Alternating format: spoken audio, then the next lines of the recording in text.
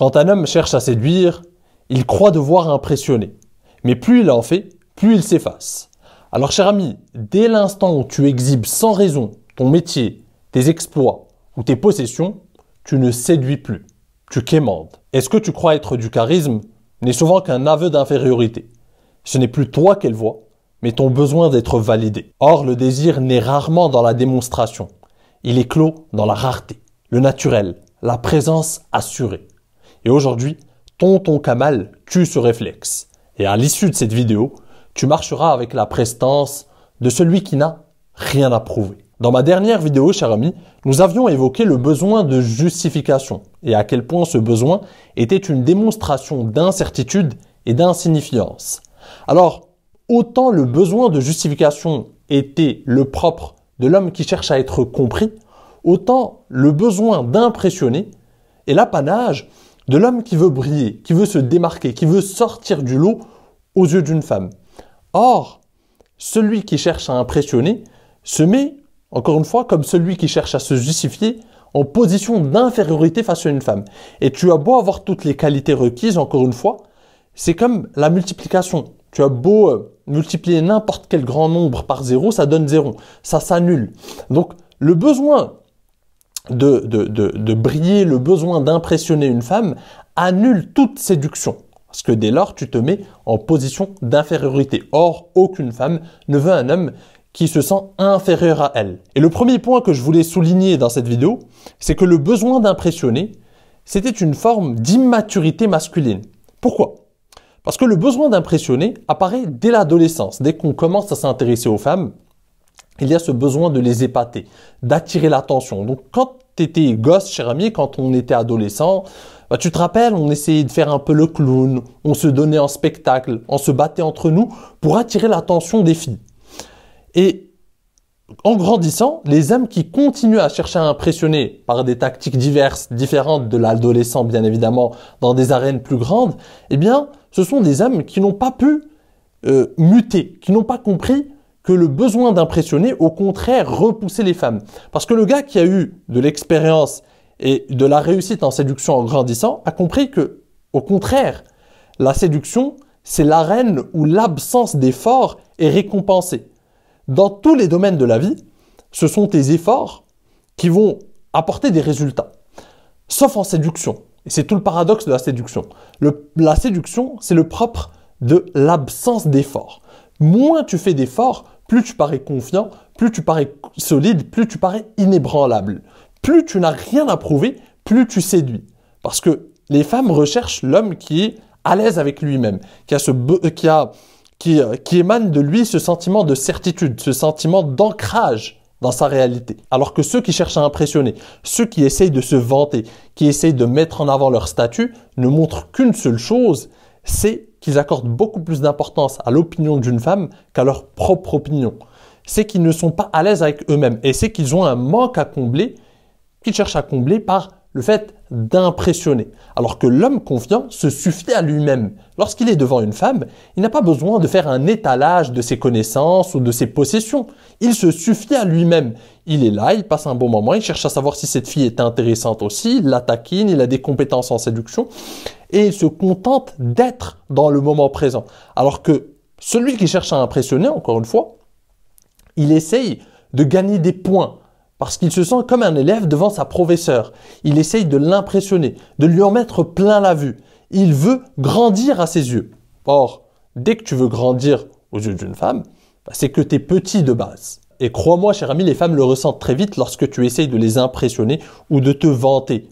C'est par exemple le gars qui va glisser au bout de 3 minutes qu'il bosse dans la finance, ou qu'il a telle ou telle voiture, ou qu'il a telle ou telle connaissance, ou qu'il gagne telle somme d'argent, ou encore qu'il a voyagé dans des tas de destinations exotiques ou je ne sais quoi. Et tu pourrais me rétorquer, oui mais tonton Kamal, du coup on ne parle plus de nous-mêmes, on ne met plus en avant qui nous sommes. Si on est finalement médecin ou ingénieur ou je ne sais quoi, je ne dois pas le dire. Pas du tout. En fait, il y a une nuance. Quand la conversation amène ça naturellement, bien évidemment que tu vas parler de qui tu es, de ce que tu fais, de toutes les choses que tu as envie de mettre en avant si tu veux. Mais quand tu essaies de le forcer, d'amener la conversation là où tu veux, tu essayes d'étaler tout ce que tu as étalé, de convaincre. Ça se ressent. Et l'homme qui veut prouver sa valeur confesse sa propre incertitude. Et le conseil que j'ai à te donner dans ce cas précis, c'est ne t'en fais pas. Détends-toi. Ne t'inquiète pas. Les femmes verront si tu as des choses à mettre en avant. Les femmes verront tes possessions matérielles si tu en es fier. Elle finira par s'en apercevoir. Et ce sera d'autant plus séduisant si elle le découvre par elle-même. Ne t'inquiète pas. Tu n'as pas besoin de mettre en avant ton métier si tu as un métier dont tu es fier. Elle te posera la question. Elle te posera la question. Elle s'intéressera à toi. Mais quand tu essayes, tu es tout le temps dans une dynamique de monologue où tu essaies de te mettre en avant, ça la répulse. Ça la répugne même. Et tu n'es plus original. D'un coup, tu deviens banal comme 95% des gars. 95% des gars essayent de l'impressionner. Elle cherche un homme et elle est fière, ou en tout cas, elle espère tomber sur celui qui ne cherche pas à l'impressionner, qui s'intéresse à elle. Donc, intéresse-toi à elle plutôt. Pose-lui des questions sur elle-même. Taquille-la, rentre dans un jeu de séduction. Ne te prends pas trop au sérieux. Et ne t'inquiète pas, elle te posera la question, elle viendra vers toi. Laisse-la venir, laisse-la être intriguée, laisse-la se poser des questions. Au contraire, tu sais, si tu ne te mets pas en avant, elle sera intriguée, elle te posera des questions. Et là, elle verra qui tu es. Et elle sera impressionnée d'un coup parce que le gars est ceci, le gars il a ça, il a tout ça, il a ce métier, il a ce job et pourtant, il ne s'en vante jamais. Putain, c'est séduisant. Tu vois la différence, cher ami? Ça n'a rien à voir. Quand tu ne t'en vantes pas, ça t'ajoute une certaine aura. Si tu as une belle situation, une belle bagnole ou un bel appart, ne te sens pas obligé de les exhiber. Ne te sens pas obligé de lui montrer des photos de ton appart, dès le premier rendez-vous, je ne sais quoi. T'inquiète pas, ça va venir. Elle sera d'autant plus surprise et séduite lorsque tu viendras la chercher au premier rendez-vous avec ta belle voiture ou je ne sais quoi, sans l'avoir mentionné plus tôt.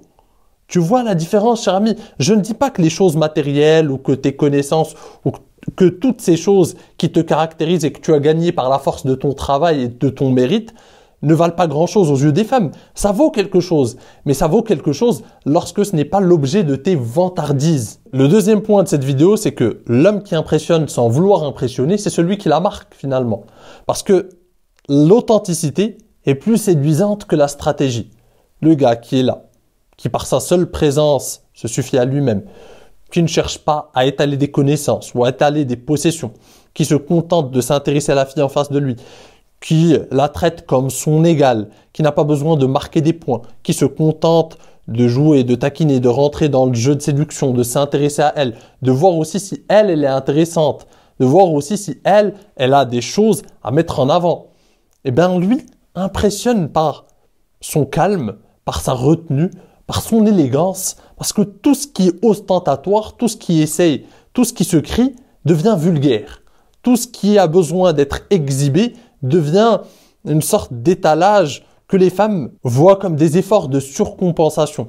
Le gars qui a besoin de compenser un manque dans sa personnalité, séduit toujours par ton verbe, par ta personnalité, par ton unicité.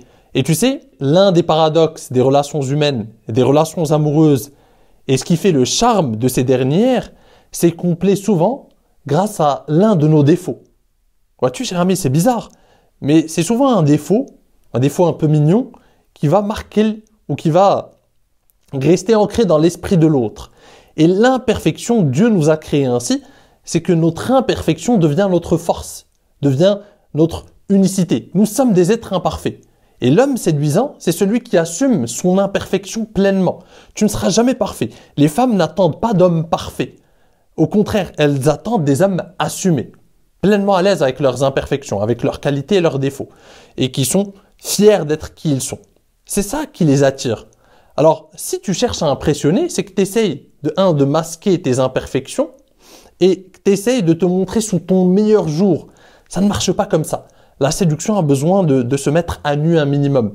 Et tu n'imagines pas, cher ami, à quel point c'est simple de séduire quand tu n'as plus rien à prouver. J'ai cru découvrir l'Amérique quand j'ai vu à quel point les femmes étaient fascinées alors que je me contentais d'être. Lors des dates, par exemple, j'ai tout essayé quand je débutais, quand je tâtonnais. J'ai d'abord été le gars qui se justifiait de tout, qui essayait d'être compris, qui essayait de caresser cette fille dans le sens du poil, dans l'espoir de la séduire. J'ai été le gars qui essayait d'impressionner, de se mettre en avant, de se vanter, etc. Ça n'a jamais marché. C'était échec après échec. Et dès lors que je me suis contenté d'être, je suis allé en date, j'ai tout simplement laissé cette fille parler, je me suis intéressé à elle, je me suis amusé, je me suis vraiment amusé, je ne me suis plus projeté, je ne m'attachais plus au résultat, je me contentais de prendre plaisir et de m'intéresser à cette fille. Et bien dès lors, j'ai vu à quel point les femmes étaient fascinées. Ça a marché la première fois, puis la deuxième, puis la troisième. Et je me suis dit, putain, le simple fait de m'intéresser à elle, de la taquiner par moments et de rester mystérieux autour de ma personne, bien ça marche. Et les femmes sont intriguées et ensuite elles te posent des questions et tu vas être amené à en dire sur toi. T'inquiète pas, Jérémy, pour ceux qui ont peur de ne pas en dire sur eux, les femmes, dès qu'elles seront intriguées, que tu ne seras pas comme 95% des autres gars qui doivent se vanter, elles rencontrent 95% du temps des gars qui se sentent inférieurs à elles, qui se sentent obligés de se vanter, de l'impressionner, de se justifier ou de je ne sais quoi encore, de la convaincre. Eh bien, quand elles se retrouvent devant un gars confiant qui se contente d'être, t'inquiète pas, elle sera intriguée par toi et c'est elle qui va insister pour en savoir plus sur toi. Pendant que les hommes ordinaires cherchent à impressionner, contente-toi d'imposer une présence qu'on ne discute pas. Ne t'offre pas comme une vitrine, éclipse-toi avec justesse et laisse à la femme le soin d'imaginer ce que tu contiens. Parce qu'il y a plus de puissance dans l'implicite que dans l'exposé, plus de désir dans l'ombre que dans l'étalage. Et souviens-toi, cher ami, le vrai charisme ne fait jamais la cour, il fait le vide autour de lui et laisse les femmes y accourir.